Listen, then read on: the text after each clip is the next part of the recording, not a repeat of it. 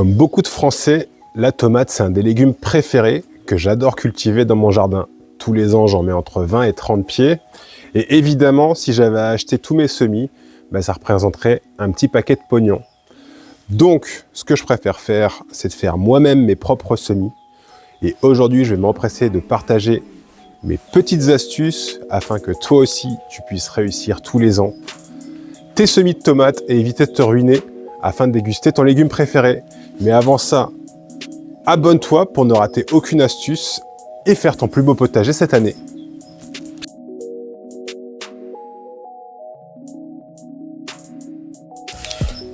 Alors la chose la plus importante pour réussir ces semis de tomates, à mon sens, c'est le choix des variétés. Pour ceux qui sont abonnés, vous savez que moi je suis un friand des variétés anciennes. Alors j'ai un assortiment de graines que je fais moi-même, ça fait plus de 10 ans que je fais mes propres graines, ce que vous pouvez absolument pas faire avec des graines que vous avez achetées en supermarché.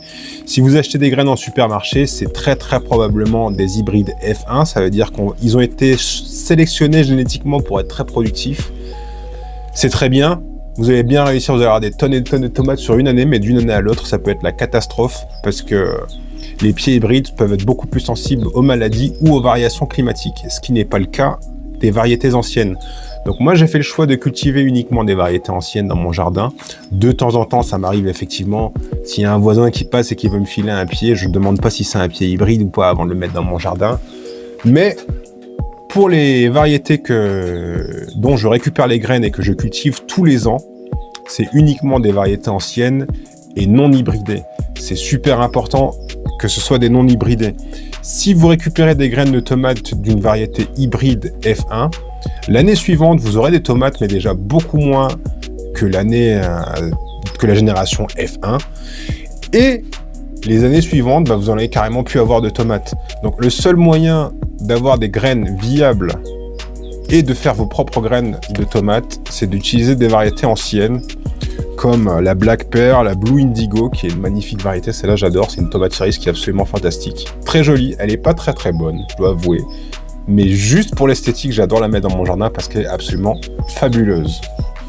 Ensuite, ma variété préférée de tous les temps, c'est la Noire de Crimée. C'est pareil, si vous êtes abonné à la chaîne depuis un petit bout, vous savez que ça, c'est vraiment ma variété préférée.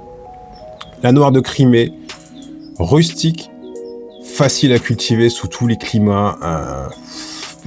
Pour la rater, faut vraiment le vouloir, quoi. Parce qu'elle est vraiment ultra rustique. Faut s'imaginer, du coup, qu'elle pousse en Crimée. Tomate qui pousse en Crimée, je vous laisse imaginer que partout en France, c'est possible de la cultiver également. Donc voilà, j'ai un assortiment de variétés anciennes. Aujourd'hui, je vais vous montrer comment je fais mes semis, tout simplement. Pour faire vos semis, vous pouvez tout à fait utiliser ces petits pots carrés bon marché que vous pouvez trouver dans n'importe quelle jardinerie ou n'importe quel supermarché. Ça fonctionne très bien. Moi, j'ai tendance à les utiliser de moins en moins pour plusieurs raisons. La première, c'est qu'ils sont pas très durables dans le temps. Au bout de 1 an et demi, 2 ans, ils finissent par casser et il faut les remplacer, ce que je trouve pas très éco-friendly. Et du coup, j'ai tendance à leur préférer les jardinières. Pour plusieurs raisons. La première raison, c'est que déjà, je me casse pas la tête à nommer chacun de mes petits pots avec la petite variété que j'aime bien. Je fais un semis des variétés que j'apprécie particulièrement dans une jardinière. Et du coup, j'ai juste à nommer ma jardinière, à dire voilà, là j'ai mis les Noirs de Crimée, là j'ai mis mes tomates ananas, et comme ça j'ai mes quelques variétés préférées, je les fais dans des jardinières. Ensuite, pour les variétés un peu plus spécifiques, là où je vais faire moins d'individus, je vais utiliser ces petits pots carrés et spécifier sur chacun des pots. Ici c'est de la Blue Indigo, ici c'est de la Black Pearl. Et comme ça, les variétés que je vais faire en moindre quantité, je vais les faire dans mes petits pots carrés. Mais mes variétés préférées, je les fais dans des jardinières. La deuxième raison pour laquelle je préfère les jardinières, c'est qu'elles vont mieux résister à la sécheresse. Il va y avoir une plus grande masse de terreau. Et du coup, en termes d'humidité, ça va permettre de mieux conserver l'humidité dans le sol. Alors que dans les petits pots carrés individuels, si à un moment donné, vous n'êtes pas là un week-end et que vous ne pouvez pas arroser tous les jours, vous risquez d'avoir des plaies complètement desséchées à votre retour de congé. Pour le terreau, vous prenez pas la tête. Dans n'importe quel supermarché, vous allez trouver des terreaux peut-être pas premier prix, mais au moins marque de distributeur. Faites attention à ce qu'ils soient au moins utilisables en agriculture biologique, histoire de ne pas mettre des cochonneries dans votre potager. Mais sinon, voilà, cassez-vous pas la tête à aller chercher des terreaux spécifiques. Un terreau de supermarché fera tout à fait l'affaire pour vos semis. Et pour la mise en terre en jardinière, vous allez voir, c'est extrêmement facile. Je vais récupérer mes graines. Et ensuite, je vais tout simplement venir les saupoudrer comme ça dans ma jardinière pour les répartir dans tout l'espace. Et puis après, j'ai juste à venir les couvrir avec un peu de terreau. Et vous voyez, là, je vais avoir directement quinzaine, vingtaine de pieds de noir de Crimée. On en fait de même avec la Maglia Rosa, qui est une variété que j'apprécie aussi. Une variété qui va faire des gros fruits, vraiment délicieux. Pas beaucoup de fruits, mais des très gros fruits sur chaque pied.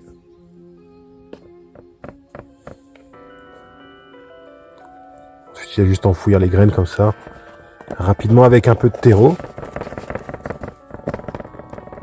Et voilà, c'est terminé pour les jardinières.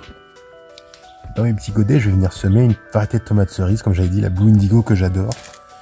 Et du coup, je vais être un petit peu plus minutieux sur les godets. Je vais juste planter 1 à 2 graines par godet, pas plus.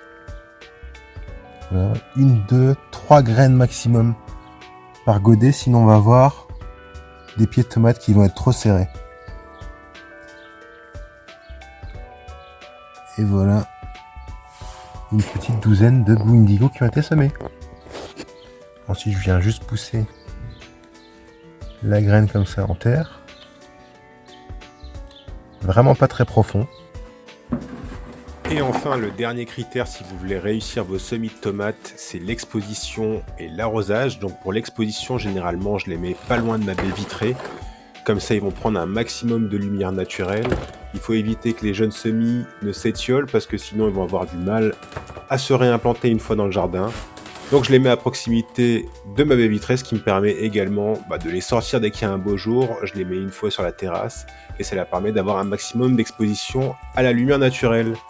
Et enfin pour l'arrosage, comme vous avez vu, j'utilise des grandes soucoupes en plastique sur lesquelles je viens disposer mes jardinières et je fais un arrosage au maximum 1 fois par semaine. Voilà, j'espère que ce contenu vous aura plu. Si c'est le cas, n'hésitez pas à mettre un pouce bleu et surtout abonne-toi pour ne rater aucune de mes astuces.